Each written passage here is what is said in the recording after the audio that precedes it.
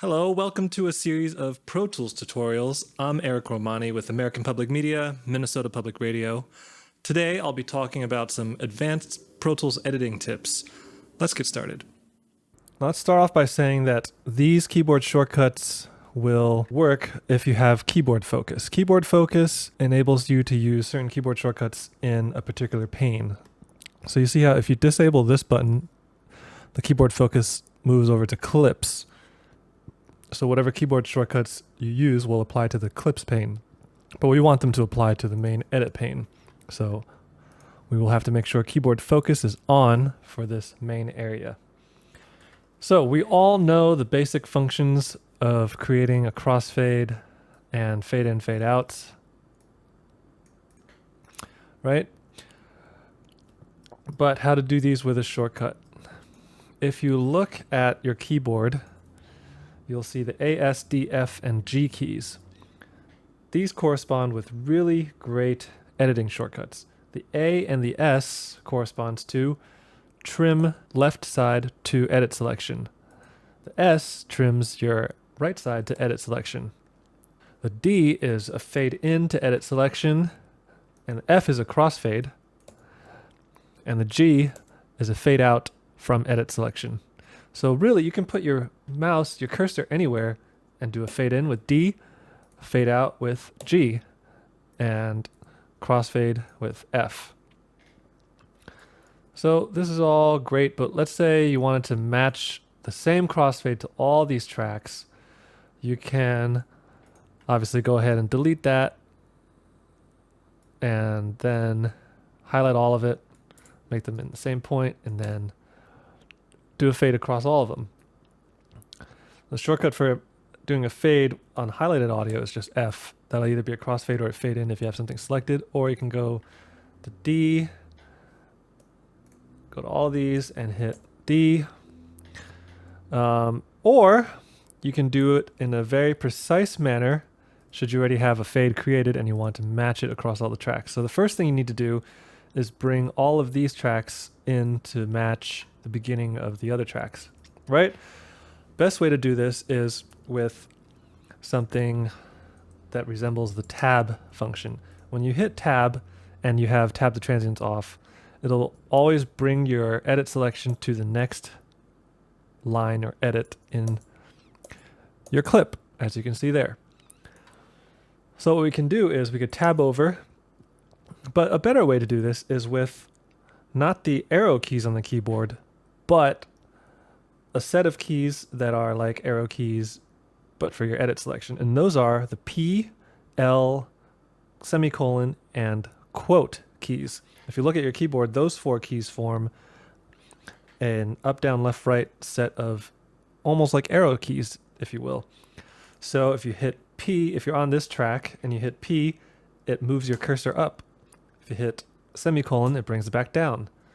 L moves it to the left, which at this point is the beginning, and quote moves it to the right. So you can navigate your edit selections quite easily just by using those fake arrow keys. So as I was saying, we can move over to the beginning of this fade, hold shift, and use the semicolon button, which is like a down arrow, and go all the way down across all these three tracks, all these four tracks. Hit A, which trims all these tracks to the edit selection. So A, go back up to the top track, to the right, to the end of the fade, and then go back down, holding shift, and D. And there you have a precisely matched fade in across all those tracks. Next, we can move back over, go up, which is P, right, which is quote, hold down shift and go right again, which is quote, and that'll make a selection of your crossfade. And then when you jump down by hitting semicolon, it'll select the same area with the next track. So you can move around by hitting P for up and semicolon for down. So if we made an edit here with Control E, it doesn't matter where the edit is as long as it's was within the bounds of this original crossfade.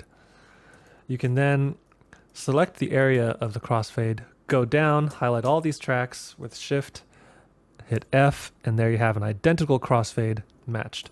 Again, move over to the end here, come down, hit S as in Sam to trim the end of the clip to the edit selection. Go back up, shift to the left, and then bring that down, and F for fade.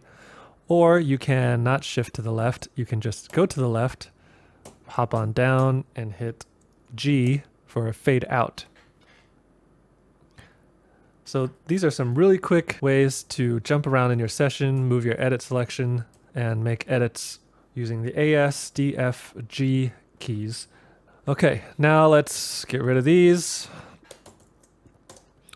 Let's say you have a bunch of edits after editing together, after editing together a voice. Now, if you accidentally hit E, like I just did, instead of Control E or Command E on a Mac, it will fill the screen with the track that you have active.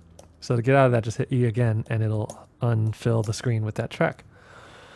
Let's say you have a bunch of fades that you want to do crossfades on, right? You can go through and do it manually one at a time, but that's tedious and nobody likes that. So the best way to do that is with batch fades. To do a batch fade, just use your selector, drag across all of your edits, including the fade out, and hit F. Now those would have created automatic fades, as you can see.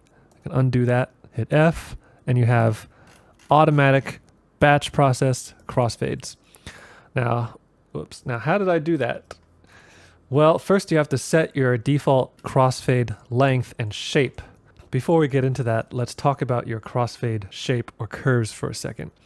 When you make a crossfade and you're editing voice, for example, you want to use the equal power crossfade shape.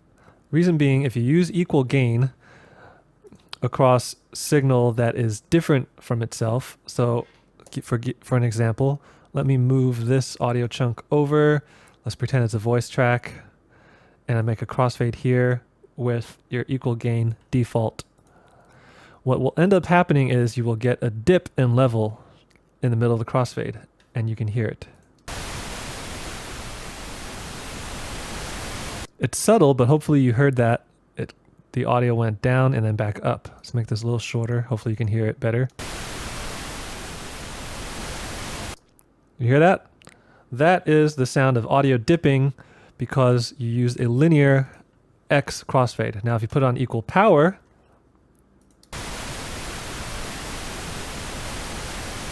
you get perfectly consistent level across the edit. So that applies to any edit where you have different audio underneath, like when you're editing voice. Some instances you want to use the X, like if you have continuous audio here that you just made a splice and it's basically the waveform is continuous from one point to the next and the audio underneath is identical if you move your edit point, then you use equal gain, because now you have basically identical audio underneath as on top, because you only made a splice in your audio waveform and you didn't move anything around. It's the exact same audio underneath this crossfade. Then you will not have that dip in volume when you do a equal gain crossfade, linear. Hear that? No change in level. Whereas if you did equal power in this situation, you will have change in level. You'll have a boost in the middle. Hear that? So that is the difference between the equal gain and the equal power. Now, why would you want to do a crossfade if you didn't make an actual edit? Well, the answer is there really isn't a good reason to. In the old days, before clip gain lines, in some other software, if you wanted to make a gain change from one clip to the next, and all that was doing a volume change, and you wanted to smooth out the volume change, then you would do an equal gain linear crossfade, so you have a smooth volume change between the two.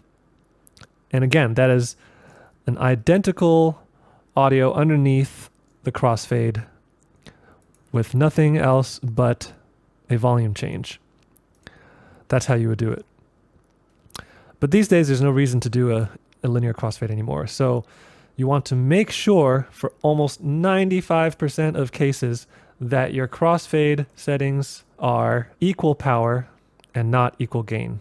Now, to set your default crossfade options, you come to Setup, Preferences, and Editing, Crossfade, and set that to equal power. And now anytime you make a crossfade by hitting F, you will get the proper crossfade curves. I also like my fade in to be this gradual exponential rise set by going to equal gain and this custom curve in the third to last one, and likewise for the fade out. Now back to batch fades. When you select all of these crossfades and you do a Control F on a Windows or Command F on a Mac, you're presented with the batch fades window. Again, your crossfade needs to be equal power, and your fade out and fade in should be something like this, although that is up to your specific tastes. But just keep in mind that the equal power crossfade should be in the middle. And then you can set your default length of the crossfade. I find 35 to 50 milliseconds to be a good amount for automatic fades. But then again, as I mentioned before, you can do it. So if I select all of these and do a batch fade, you can verify that these settings are correct, hit OK, and now you have automatically created crossfades and a 35 millisecond fade out.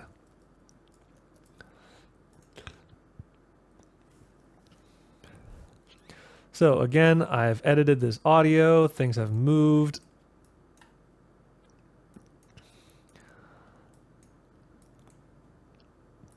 We want to create a batch fade scenario. Let's highlight all of these. Another thing, you can tell that there's a little gradient on the edge of this clip over here to tell you that this clip is overlapping the bottom. There's a top clip overlapping a bottom clip.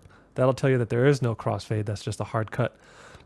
So when you select all of these and do a batch fade, since you already have your batch fade set, you just hit F and you'll get automatic batch crossfades. Saves a lot of time. And now you just listen back to it and make sure that your fades are good and smooth. And then if you want to lengthen your fade out, you can always just re-highlight your region and hit F, or drop your cursor to where you want the fade to start and hit G, and you have your fade out. Likewise, on the fade in, you can trim these all, highlight these, hit D, or hit F by selecting a region.